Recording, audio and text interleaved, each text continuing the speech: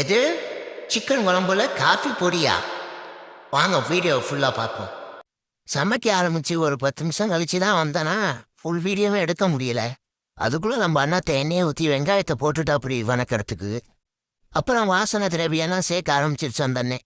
சரி வாசனை திரவியெல்லாம் சேர்க்க ஆரம்பிச்சிருச்சு. அதுக்குள்ளே இஞ்சி பூண்டு பேஸ்ட்லாம் அடிச்சுட்டு வரவும் சரி கறி குழம்பு தான் வைக்க போதாட்டுதுன்னு கேட்டா இல்லை காலிஃப்ளவர் குருமா அப்படின்னுச்சு. என்னது சோத்துல குருமாவா?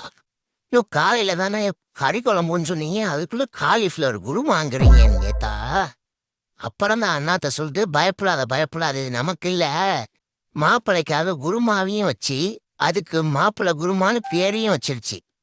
அப்புறமே தான் நான் வந்தது, ஆமா நம்ம குரூப்ல ஒரு வெஜ் பிள்ளையாண்டா பையன் இருக்காருன்னு. அந்த பிள்ளையாண்டா நான்வெஜ் எதுவுமே சாப்பிட மாட்டாப்படி. ஆனால் முட்டை மட்டும் நீ எவ்வளோ டிஃப்ரெண்ட்டாக செஞ்சு கொடுத்தாலும் சாப்பிடுவோம் அப்படி. அதே மாதிரி mutton masala, chicken masala, beef masala, இது மாதிரி கிரேட்டி மசாலா நீங்கள் எது போட்டு டிஃப்ரெண்ட்டாக முட்டையில் செஞ்சு கொடுத்தாலும் சாப்பிடுவோம் அப்படி. ஏண்டா அதுக்கு கறியே தின்னுவிட்டு போயிடலாமேடா நான் வந்துட்டு நம்ம கேட்டா அது ஒன்லி வாசனை திரவியம் தான், அது ஒன்றும் பண்ணாது. உங்களை மாதிரி நான் ஒன்றும் கோழியை கொன்று அறுத்து திங்கல, அதுக்கு முட்டையே எவ்வளோ பரவாயில்ல அப்படின்னு சொல்லுவோம். லம்ப உன்னை கேட்டால் லம்பலே அசர வைக்கிற மாதிரி ஒரு பதில் சொல்லுவோம். அடுப்பை சுற்றி ஏன் இப்படி இருக்கு, அதை கொஞ்சமாவது சுத்தமாக வச்சுக்கலாம்ல அப்படின்னு நீங்கள் நினைப்பீங்க. அந்த இடத்துல தான் நீங்கள் எங்களை தப்பாக புரிஞ்சுக்கிட்டீங்க.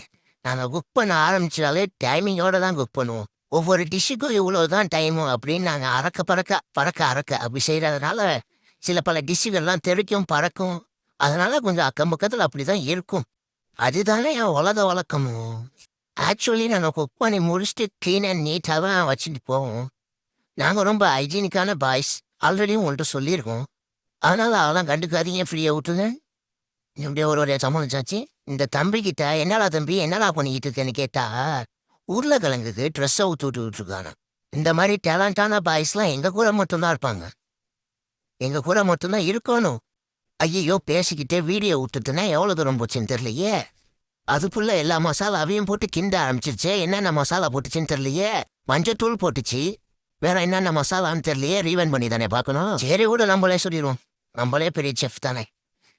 கல் உப்பு போட்டுவாங்க உங்களுக்கு தேவையான அளவு.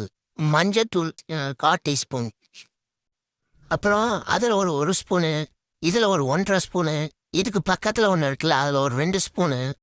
எல்லாத்தையும் கலந்து போட்டு ஒரு கிண்டி தண்ணியை ஊற்றி கொதிக்க வச்சா அவ்வளோதான் குருமா ரெடி. இந்த வெஜ் புள்ளியாண்டா ஒரு வழியாக வீடியோ உள்ள வந்துட்டா அப்படி. இந்த 3 பேர்த்தில் யாரும் அதுன்னு கேட்டிங்கன்னா டிஎம்கே கலரில் ஒரு பனியன் போட்டு வந்தாப்புல இல்லை, அவர் தான் அந்த பையன். அந்த பிள்ளையாண்ட